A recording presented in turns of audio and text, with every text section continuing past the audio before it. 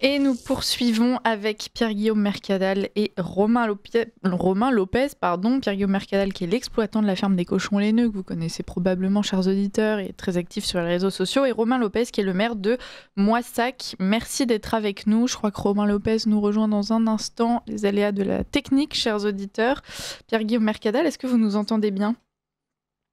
Oui, parfaitement, bonjour. Merveilleux, nous aussi. Alors on vous reçoit pour parler évidemment de l'abbatiale de Moissac, qui a été la scène d'un nouvel acte antichrétien. On connaît déjà les nombreux actes de vandalisme qui ont lieu en France, dans nos églises, les intimidations envers les croyants catholiques. Et on a évidemment une omerta énorme sur le sujet.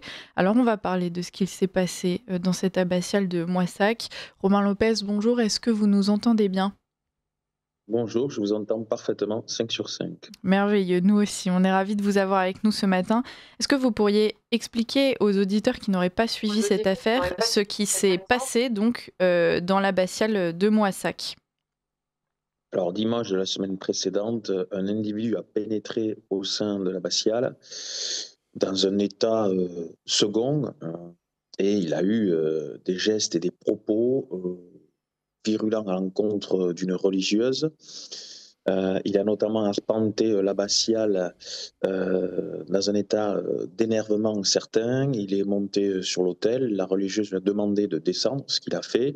Et en suivant, il a éructé des bruits d'animaux qui s'apparentent à des aboiements de chiens. Puis il a levé le poing en direction de la bonne sœur en lui disant toi, je vais t'en mettre une. Ce qu'il n'a pas fait, mais en tout cas le geste était là. Et puis en suivant, il a quitté l'église en donnant un coup de pied dans la porte de l'abbatiale. Hmm. Alors, cette vidéo-là, elle a quand même mis quelques jours à circuler sur les réseaux sociaux. Pierre-Guillaume Mercadal, vous êtes, je pense, à l'origine de la viralité que le sujet a pris ensuite, parce qu'au début, justement, on n'en entendait pas trop parler, avant, justement, que les images se mettent à fuiter. En fait, les gens n'osaient pas sortir les images, tout simplement. Moi, quand je les ai eus, j'ai contacté un certain nombre de médias, personne n'était intéressé.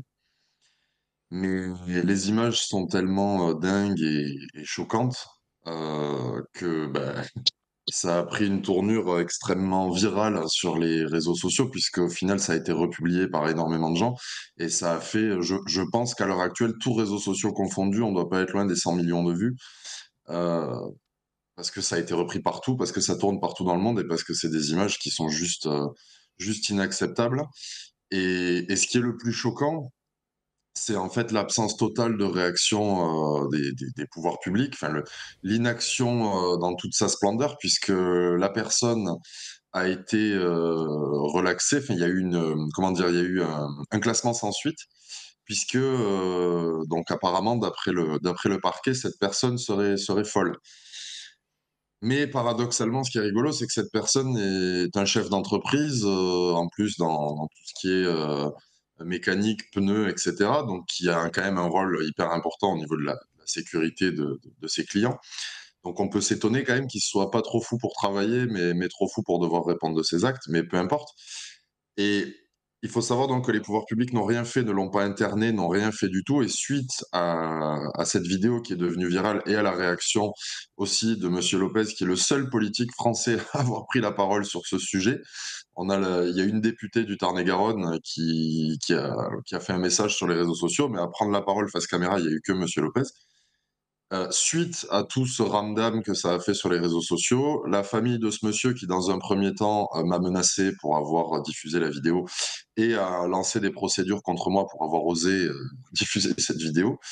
Euh, Comment dirais-je, la famille de ce monsieur l'a fait interner et la préfecture s'est fendue hier dimanche d'un message sur les réseaux sociaux pour se féliciter en gros de la gestion de cet événement, alors que la préfecture n'a rien fait, réagi une semaine après les faits, a essayé de mettre la poussière sous le tapis et reproche à ceux qui ont parlé de cette affaire d'attiser la haine et de chercher à diviser les Français. Alors qu'à aucun moment j'ai appelé à s'en prendre aux musulmans ou j'ai généralisé quoi que ce soit. Je ne savais même pas si ce monsieur était musulman d'ailleurs.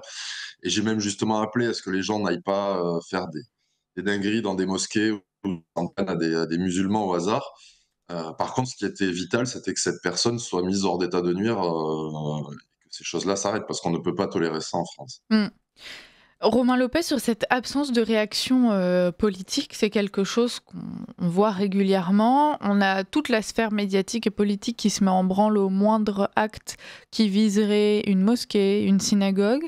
Et on a en revanche, encore une fois, un énorme tabou autour de ce genre d'événements qui vise plutôt les catholiques, les chrétiens et les églises. Qu'est-ce que vous pouvez en tirer comme conclusion? Et surtout, est-ce que politiquement, ça vaudrait pas le coup de s'engager un peu plus? Bien sûr, je ne parle pas de vous, puisque vous l'avez fait, mais voilà, de la part de vos collègues. C'est vrai que M. Mercadal l'a indiqué, les actes de christianophobie et anti-chrétienne augmentent régulièrement en France ces dernières années. Je crois qu'ils sont à plus 13% en 2025 par rapport à 2024. Et ils se font à l'ombre des médias, dans le silence le plus total. Rares sont les médias et les politiques qui prennent la parole. Et on le voit d'ailleurs, si on peut extrapoler au-delà de nos frontières, depuis quelques jours, des images circulent, par exemple en Afrique, puisque nous avons des chrétiens au Soudan qui sont massacrés, si j'ose dire même presque génocidés, et aucun mouvement politique français, ni même d'ailleurs des gouvernements, prennent la parole pour défendre ces chrétiens ou s'engagent aux côtés de ces chrétiens. Par contre, il y a des événements, des guerres terribles bien sûr, mais qui attirent toute la lumière médiatique, que ce soit le conflit israélo-palestinien ou la guerre en Ukraine, par exemple. Les chrétiens ne sont pas des croyants de seconde zone.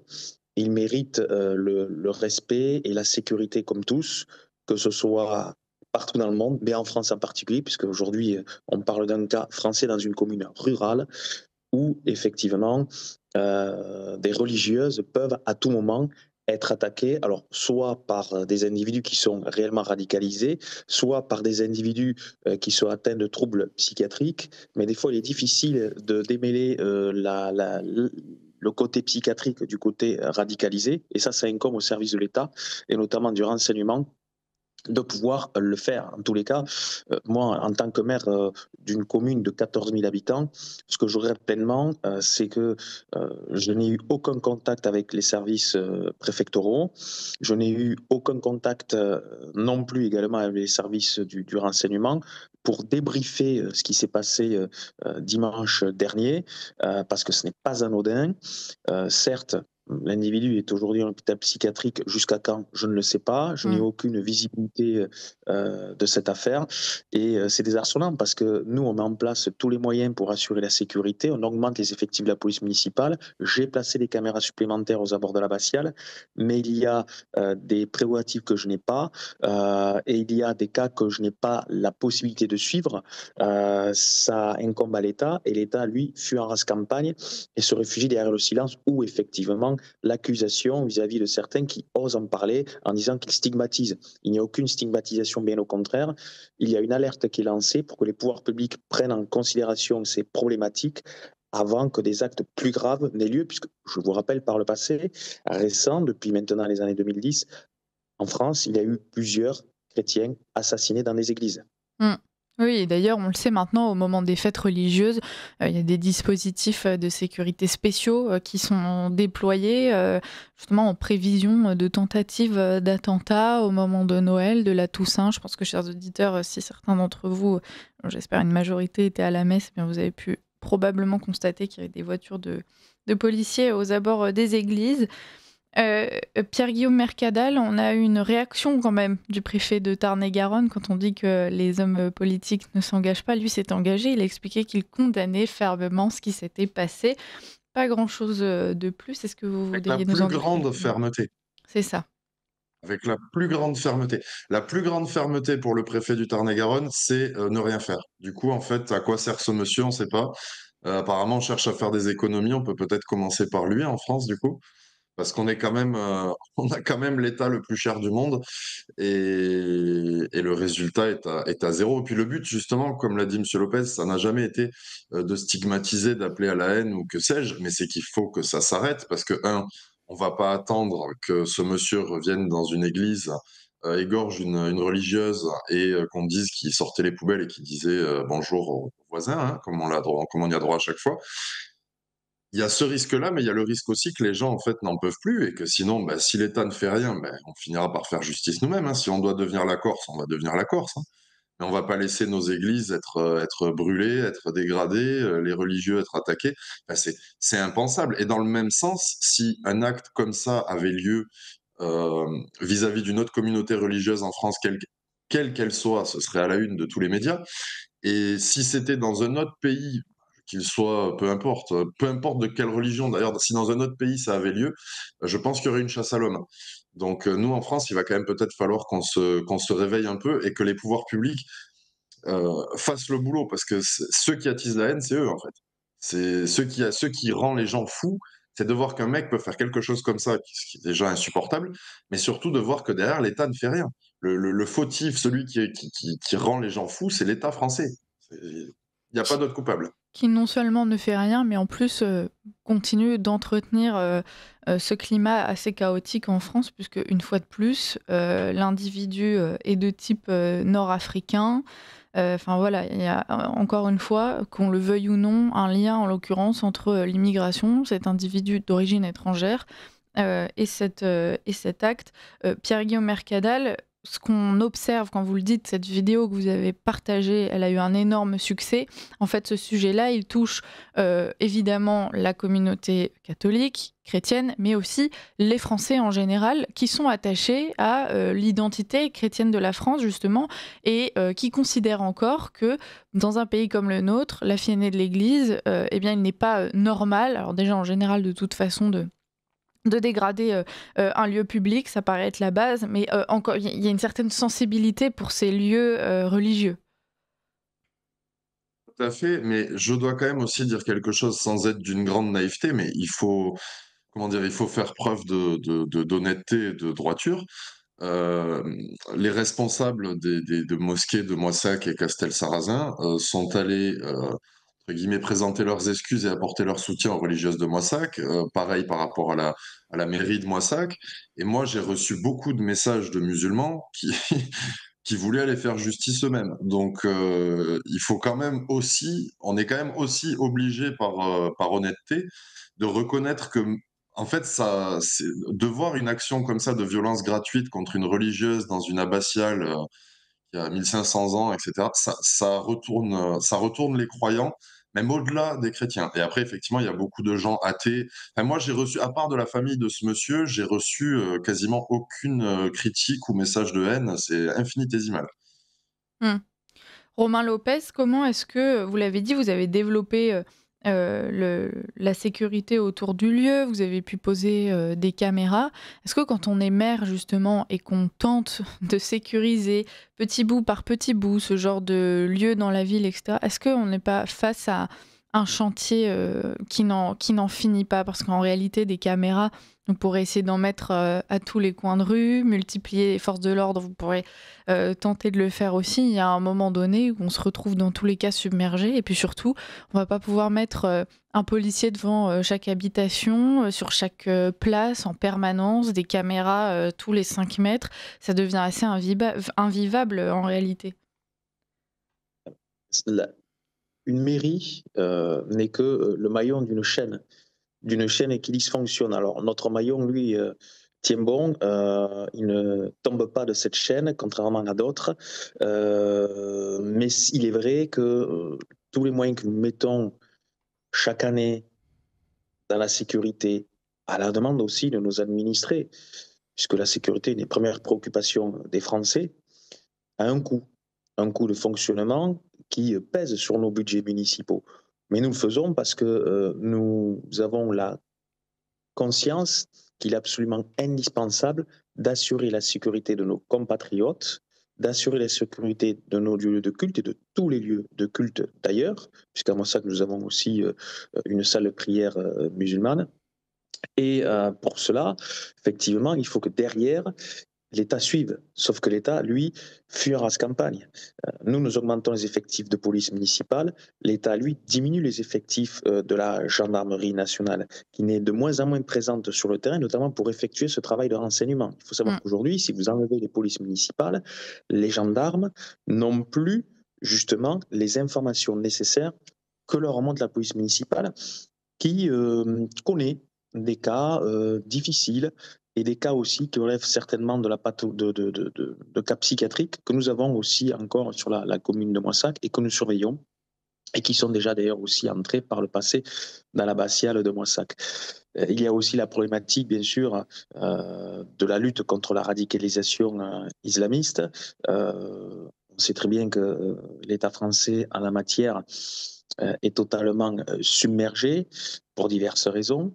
Et puis également, il y a aussi, lorsque ces cas relèvent de la psychiatrie, une absence absolue de prise en charge et de suivi de ces cas qui, au lieu d'être en hôpitaux internés, mais sont dans nos rues. Ouais. Pierre-Guillaume Mercadal, on parle de la façon dont l'État pourrait agir. Vous incitez les gens aussi à se bouger, comme vous dites, à réagir. Aujourd'hui, le simple citoyen qui, justement, se dirait avec ses voisins, bah, tiens, moi, je vais prendre l'initiative d'aller défendre tel lieu de mon patrimoine qui aujourd'hui est menacé, et bien tout de suite, il est attaqué. Voilà, il est taxé d'extrémiste, on lui explique qu'il n'est pas dans son droit, qu'il attise la haine, que c'est de la récupération politique, qu'il monte les gens entre eux. C'est un peu ce que dit d'ailleurs la réaction du préfet du Tarn et Garonne, voilà, dans son tweet pour réagir à cette situation. Il commence en disant, voilà, je condamne avec la plus grande fermeté. Une fois de plus, derrière le mot le mot fermeté n'a jamais été aussi mou que quand il était employé par nos politiciens. Mais il y a aussi tout un paragraphe, le plus gros d'ailleurs, qui est consacré au fait de dénoncer les tentatives de récupération, que ça peut servir à dénigrer les institutions, que c'est dangereux, irresponsable, que ça attise la haine.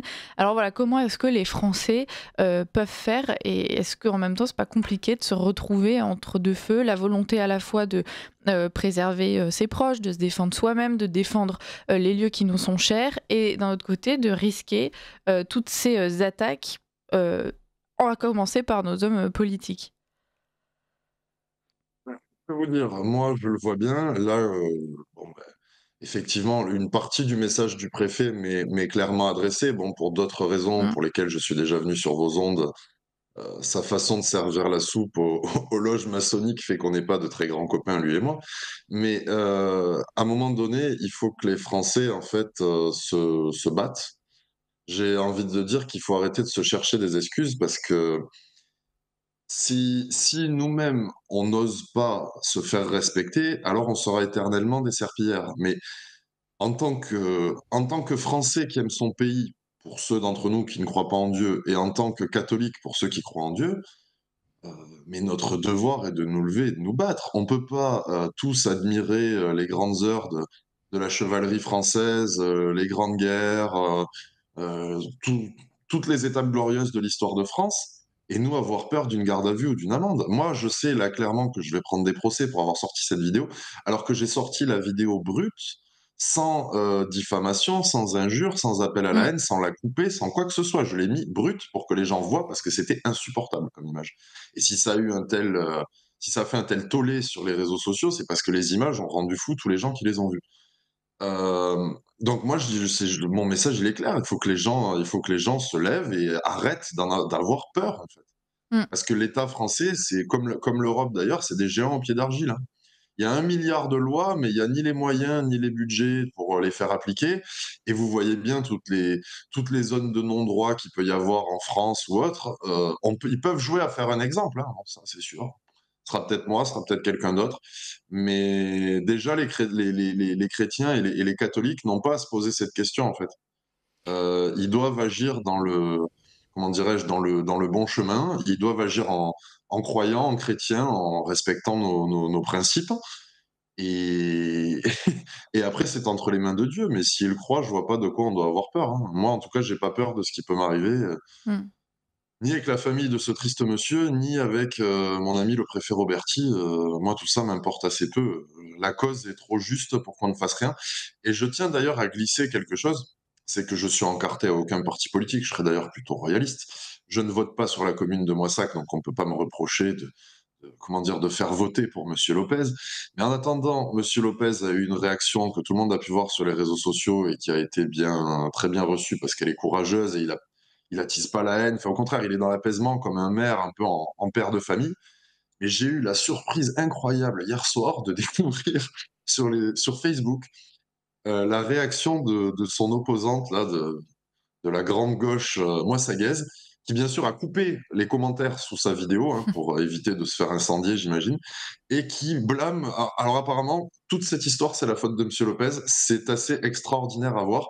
Vraiment, ce pays va mal, et si on veut qu'il aille mieux, ben, c'est à nous de se battre, parce qu'une fois de plus, personne ne le fera pour nous. Oui, dans tous les cas, je pense que les Français attendent cette plus grande fermeté et effectivement le fait que Monsieur Lopez vous soyez en place en est une preuve. Rapidement, quand Pierre-Guillaume Mercadal nous dit que justement il va probablement être poursuivi pour avoir relayé cette vidéo, aujourd'hui on a la volonté d'effacer, de mettre sous le tapis tout ce qui va mal, alors même que le succès de cette vidéo démontre sa légitimité à avoir été partagée. Il y a un intérêt public pour cet événement. Qu'est-ce que vous pensez de cette répression, Romain Lopez? Et voilà, comment est-ce que vous vous positionnez vis-à-vis de ça? Cela démontre que le pouvoir politique met sous le boisseau des problématiques parce qu'en réalité, il veut cacher son impuissance. Et on devrait plutôt faire le procès de l'État. Et d'ailleurs, les réactions sur les réseaux sociaux démontrent que les Français en ont assez de l'impéritie de l'État à assurer leur sécurité. Et plus les Français vont s'exprimer négativement vis-à-vis de l'État en mettant en avant son laxisme, son incompétence, au-delà d'ailleurs des questions d'ordre, d'autorité, de sécurité, plus l'État va vouloir museler ceux qui osent se lever.